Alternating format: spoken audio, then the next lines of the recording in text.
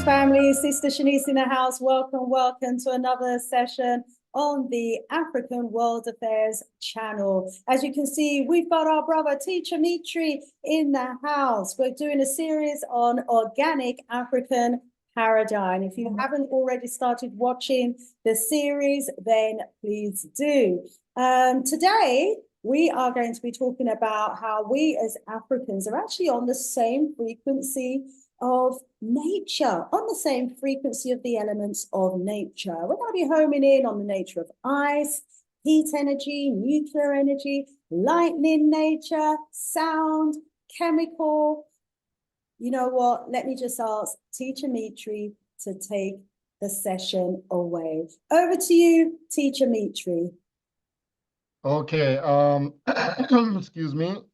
The one who comes in peace is always welcome. The one who comes to teach is always welcome. The one who comes to learn is especially always welcome. Positive energy and creation energy to all of you out there.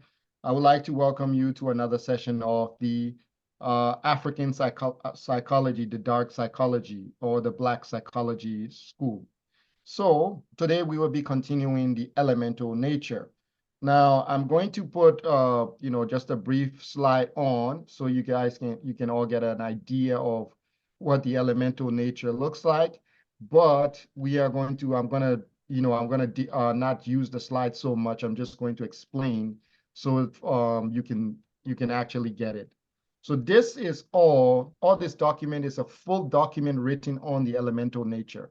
Now, this course was initially designed for university level. We're talking about Africans who go to an African school where there is no colonial influence whatsoever, and they get a university level education. When they graduate, they walk into their society fully equipped. So it doesn't matter where they find themselves, Caribbean, African America, they get a fully African education of understanding of self. So the elemental nature refers to the knowledge of self. Okay, now let me find the wheel of elements. And once I can find this wheel of element, we will be, you see, this document is extremely long. So it's very detailed in how an African can understand themselves, how we relate to nature, how we're on the same frequency with nature. So let me start here with the first thing is the spirituality. When you hear spirituality, the first thing you think of something like supernatural maybe, or something, how do you call it? That has to do with the divine, that has to do with you connecting to nature and all of that stuff. When people hear that. Now, there's not just spirituality. There is different types of spirit exertion. So you as a being and me as a being, we are spirit, pure and simple. What we have is a food body. So the last time I told you about the food body. In order for you to make this body this size, you have to go through a creation stage. You have to accumulate energy through something called nutrition. And through that nutrition, you build a body. That body, when you are ready to discard that body, you give back all the energies that you took from the body, you give it back to the universe. You don't keep it, right? So this is your embodiment right here. If you can see this screen, let me try to make it full screen mode so we can. All right. This is your embodiment, the wheel of African elemental nature. The wheel contains 1, 2, 3, 4, 5, 6, 7 energies. And when these energies combine, they make the African paradigm of water. They complete your energy nature. You gain a sense of identity. You gain a sense of who you are.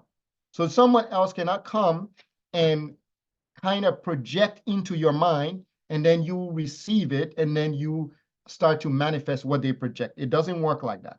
Once you grasp these 7 energies, the wheel of the African elemental nature, you are on the same frequency as the wind. You are on the same frequency as the electricity of the earth, the same frequency as the heat of the earth. You're on the same frequency as sound, every frequency. So all African people on earth, as I've told you, they are direct descendants of the universe. Now, I didn't make this up. Our ancestors said it to us. So it has like, you can't, people can say, well, that's what they said. I'm going to just give them the benefit of the doubt and follow them. So our ancestors said they started in spirit state, meaning that they were just, I don't know, some sort of breath, some sort of energy, right? They describe this energy as having a human face or the human facial features, but it had the body of a snake. Now, a snake in symbolism, in African symbolism, means water or it means air. That's the two things it means, either air or it means water. And it means either what we call, the Europeans later on named the electromagnetic spectrum, right? Do you know that UV, ultraviolet light, UV, all the colors and all that stuff? What Europeans came and renamed. Our ancestors had their own version of it. They called that spirit. And when they transitioned from that state of energy, they took on something called embodiment, physical matter. Now, the process of taking on physical matter required them to be spiritual. So that means they had to actualize their spirit. So when you're in the spirit form, you're just spirit, existing beyond. When you become spiritual, you are actualizing this spirit. You are making the spirit real. You are making the spirit physical, tangible in the world. You are taking action with the spirit. When you gain spirituality, you interact with reality. So those are the three, okay? So you are spirit, that means you are kind of divine. You are omnipotent in that energy state. When you become spiritual, you are actualizing the spirit, making the spirit do things in the world. So that means before me and you come to record this video, we have to actualize this video, post it on YouTube. We have to remind people to watch it and like the video. If we don't do that, the spiritual process doesn't manifest. It is not spiritual. Spiritual is anything that you do in actual, right? And spirituality is when you do it in reality, not illusionary, in your mind, some sort of delusion, you're like, well, I'm just going to close my eyes and paint the world, and then the world, you didn't go physically paint the world, you just painted it. No. So the African people, there's a Pan-Africanist writer, he wrote a book called The Destruction of the Black Civilization. And in the book, he said the African people have something called black inertia. Black inertia. So black inertia is a state when blackness or darkness in the universe does not move. It is sleepy. It is like somber. It doesn't want to do anything.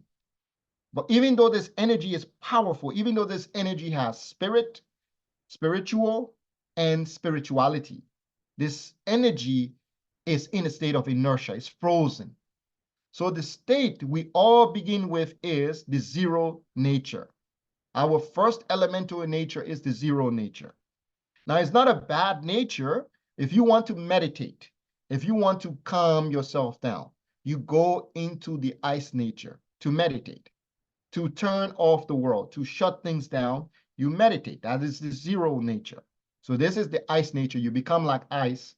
You sit still, like our ancestors used to do on the pyramid walls. You fold your legs and your arms rest on your knee, and then you breathe in and out, slowly slowing down your breath to the slowest.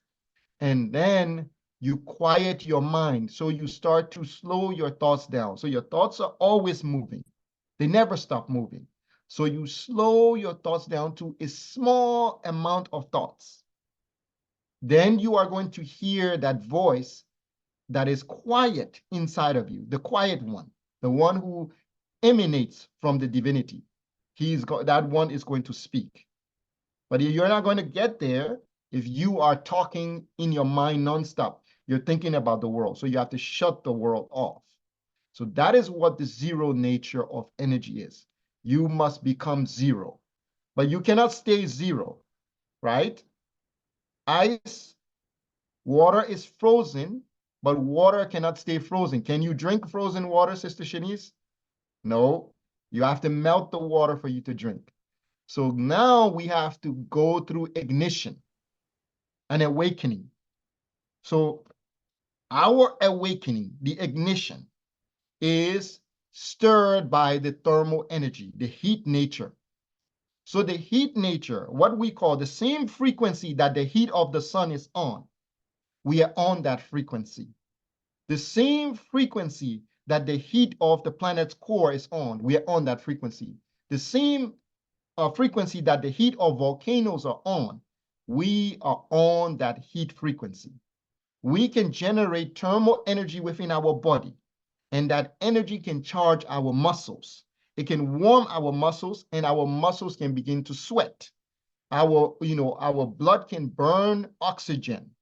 So this is where oxygen comes in. This is where breath comes in. This is why the Africans say they were, at one point, they were breathing, they were doing breathing techniques, because in African culture, this is what they say. Now, this is not me, this is what they say. They say the reason snakes are able to move, because snakes are masters of breathing.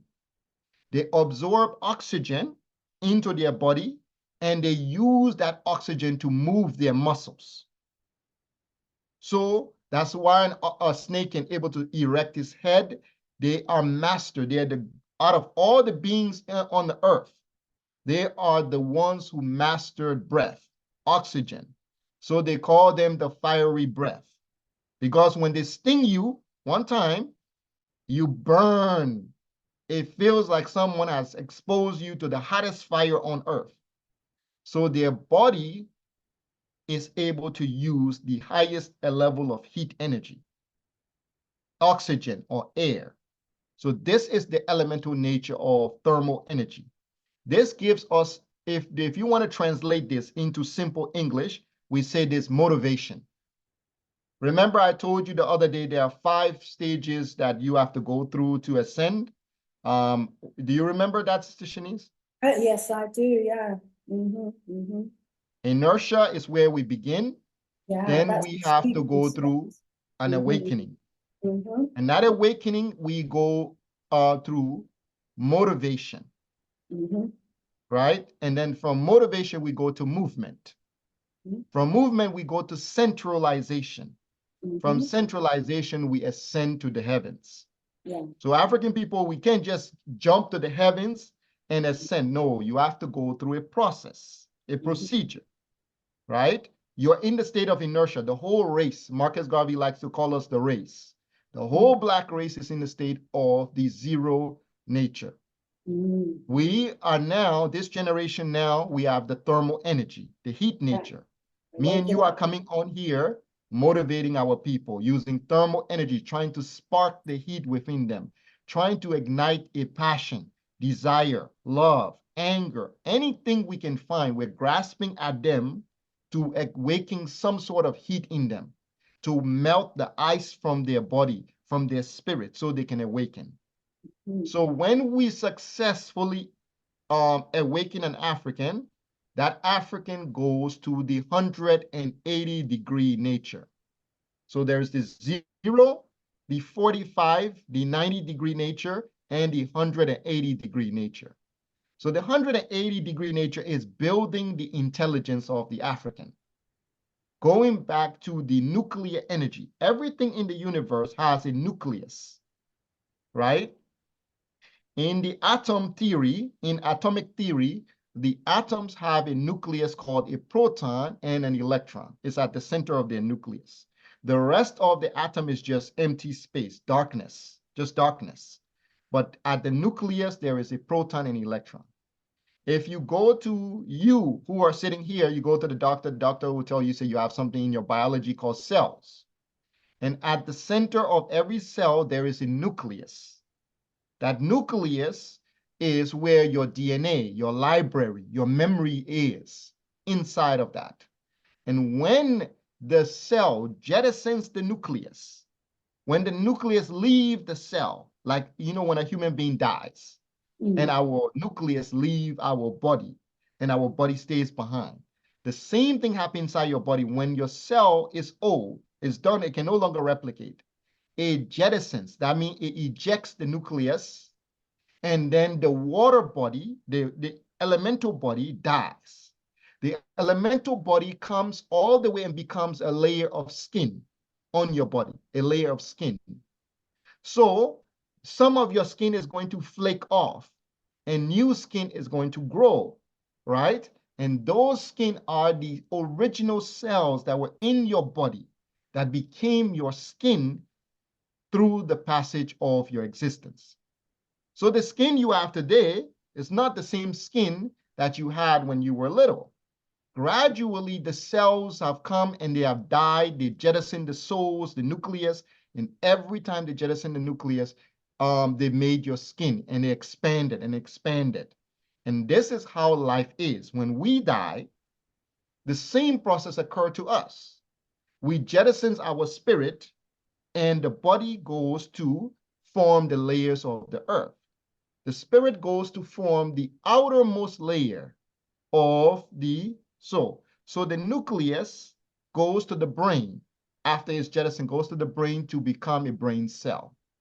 So like ancestors become our guide, our experience, our knowledge, the nucleus goes to become wisdom.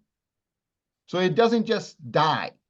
The rest of the thing dies, but the nucleus goes and preserves itself as wisdom. So this is called the fluid intelligence. Nuclear energy is the fluid intelligence. Europeans split the atom and they were able to unleash that energy into the world. We call this the atomic bomb. When they devastated Tokyo, they drop it, it destroys everything because that's how potent the energy is. It is an infinite source of energy. So this is the 180-degree nature of the African. When you go to this nature is too vast. It's too vast. You have to go through cultivations. You have to be developed in it. Now, the next nature, after you have gone through the 180-degree, is the electrical nature. So I told you about the three natures: spirit, spiritual, and then spirituality. Right? So the spiritual is when you are working, you are actualizing. So in order for you to actualize anything in this universe, you have to move your muscles. Now, people have told us that we have to pray, we have to do this, we have to do that, right? No. You have to move your muscles. If your muscles do not move, unless you have telekinesis, it's not going to happen. Simple as that. So when we go to from the 180-degree, we go to the 270-degree energy or elemental nature of the African. This elemental nature, the 270-degree elemental nature, is built on electricity. So the 270-degree is the electricity. Now, electricity, we don't know that electricity and salt go hand in hand, right? The reason the ocean moves, the ocean has electricity, current. The reason we're able to power our entire cities is because of the salt in the ocean. So the reason we have lightning is because of salt, right? Everything in this universe, salt is the basis of electricity. So when we are talking about doing things, accomplishing things, we are talking about manifesting, exertion, movement, action. This is all the electrical nature. It is all built by electricity. You must do it. So this is called a spiritual person. So a spiritual person is a person who has the ability to use the electrical elemental nature, who can work, get the work done, who has movement, right? Movement, all things move because of electricity. Robots are able to move today because of what? Electricity. Computers move because of what? Electricity. Cell phone move because of what? Electricity. Cars move because of what? Electricity. So that is the power of what electricity does. It gives you movement. Now, I told you, inertia, awakening, motivation, movement. So now we are at the 270 dimension. The next one is the chemical nature. All beings on earth are chemists. Nature only create chemists, right? Nature is a chemist. You, Sister Shanice, are a chemist, but you don't yet know that because I will explain to you how you're a chemist. Now, when you cook, your mother taught you how to put salt in the food, how to put this, how to put that, how to put these different elements into the food. Those are elements of nature, right? Some of them are called bases, some of them are called acid, right? An orange would be acidic, right? A tomato would be acidic, oxalic acid, right? An apple or banana would be potassium, right? You can make all these things. You can make your food, you can put seasoning in your food, you can season chicken, you can do all this type of stuff, right? That ability for you to combine the elements of nature and put them together for the purpose of quenching the acid and bases in your stomach, in your embodiment, it's what makes you a chemist. When the water in the pot is boiling and it starts to turn to vapor and it hits the roof of your pot, and then it starts to condense and fall back down, that is what nature does to create rain. Nature does that to create rain. When you take your food, you put it in the refrigerator and it freezes, nature does that to create winter, right? So this is how we are connected to the element. This is how we are on the same frequency of the elements. Well, you're a chemist, you're a natural chemist, but you've never paid attention to it. African women are more chemists than the Europeans who created the atoms, things, right? The only thing is that Africans use the chemistry of the stomach, but there are chemistry for everything in the universe. Chemistry for building family, chemistry for rapport, reciprocity, collectivism, chemistry for building any relationship you want. For quenching any hunger in the universe, there is a chemistry for it. So you are practicing one dimension of chemistry. And the other dimension, you're like, well, it's out of my scope of understanding. No, it's not out of your scope of understanding. You just haven't decided to practice it yet. So that is the 270-degree nature of an African. You are naturally a chemist.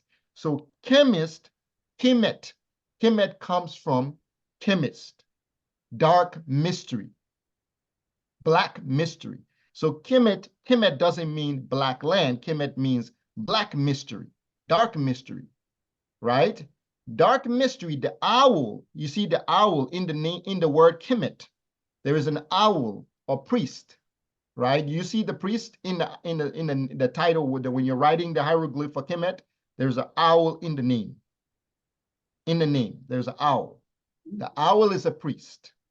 The priest refers to the dark mystery, refers to the intuitive nature, the dark mystery system of the universe. The chemist, that's what it refers to. So it is a black land, it is a soil and all of that, but it was more to do with the dark mystery school of the people that they still practice today. They call it secret society. Okay? So that's, everybody is a chemist. We are naturally chemists. Our ancestors were chemists. We are born chemists. We just forgot how to use that chemistry. Okay. Well, thank you so much, Brother Mitri. Learning so much as always. And, I was just reading earlier today that chemistry and chemet means black land and the people of the black land. And here you are adding to that knowledge now and saying that it actually meant more than that. It meant the chemistry in terms of practice. Dark, yes, in terms of the dark mystery. I wonder if you could elaborate a bit more on that. How did you come to know that? You talked about the owl, meaning the priest. I wonder if you could just elaborate a little bit on that for us. So in African culture, everything has symbolism. Every animal has a symbol. So you or the untrained person looking at an animal, you see an animal, right? It's someone who is a priest or initiated. They see the animal, they see the symbolism, they see the meaning of the energy that the animal exerts. So the owl exerts the spiritual aspect, the ancestral aspect, the intuitive aspect. It's a night being. It's a being of the night.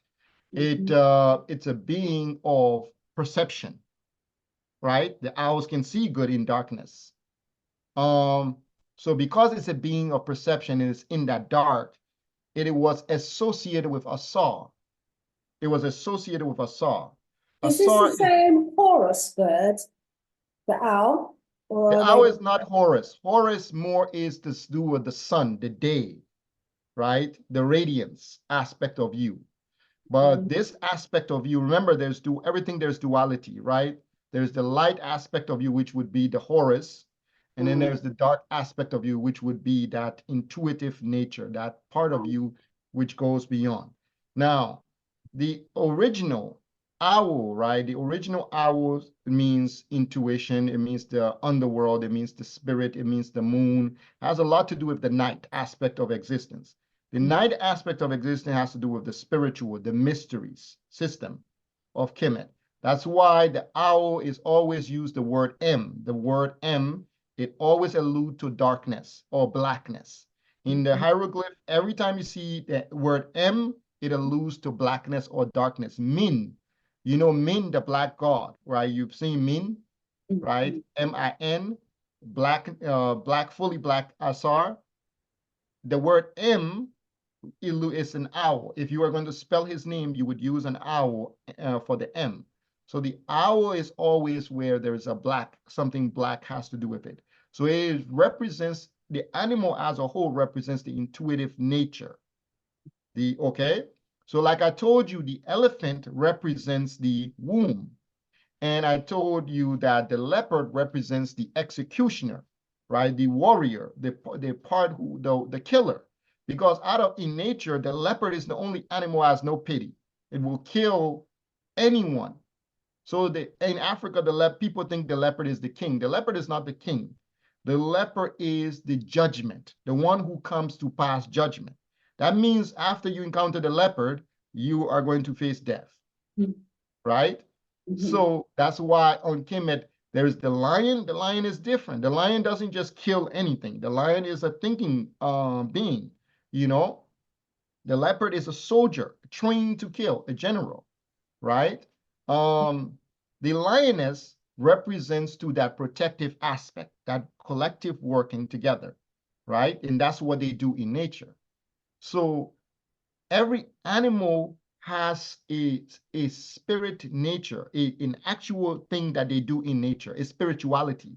And our ancestors, they understood the spiritual nature of all those different animals, didn't they? And I should say that's why they represented them in their hieroglyphics. And actually, it was just a few days ago that I was watching a video that they were showing of these various African chiefs and African kings who were wearing elephants around their neck as a symbol of power. Yeah, and that really jumped out for me after the last session that you did. I understood the symbolism of why it was that those numerous African chiefs and kings were wearing elephants on their chains around their neck. Yeah. Powerful stuff. So I really love the way that you've identified the different elements of nature and how, it applies so much to us in terms of the state that we are in, from the state of inertia, that sleeping state, to the state where, there's heat that's kind of put underneath us, like some fire underneath us. Come on, get up and do something. There's some fire underneath you. And then once we get up, then we've got the energy from the electric. The mind. And the mind, why the food is so important as well, to feed the mind and to feed, to give us the energy to do what we need to do. And also I've learned a lot in terms of salt being such an important ingredient, not only in us, but also in nature itself. Well, I'm certainly looking forward to learning about the other elements of nature in the next session. I mean, in a couple of sentences, give us a little taster of what we've got to look forward to in the next session. We will be closing off the 7th elemental nature. We'll be talking about we finished the chemistry, the sound nature. Now, from there, we will talk about radiation. African people love radiation because radiation means attention, means people see you, you're visible, you're popular, you're a billionaire, you're a millionaire. They like that part of the story, but they don't like the other part of the elemental nature where you have to actually do things to get that radiation. They don't like that stuff. So, well, we're going to have to change that. We're going to have to make our people realize that in order to get to that radiation level, they have to go through the other stages. And it does require a lot of hard work. Tenacity, persistence, motivation, etc. Wow, we're getting there, Family, also to let you know that Brother Teacher Mitri is also a guest on the Sister Shanice Black Empowerment shows on Galaxy R3, the only de-brainwashing station, on a Wednesday, on Ujama Day. He comes on at about 11 o'clock. Is it 11 o'clock he come on? So watch out for that. I'll put the time and I will put the link to the radio show under the description of this video. Please do join us. So if you have some questions, you can call in via Skype and put your questions directly to Teacher Mitri. Teacher Mitri, as always, we are grateful to you teaching us, for turning up for these sessions to learn us about the organic African paradigm. Thank you so, so much. We look forward to seeing you next strong. Peace. One love.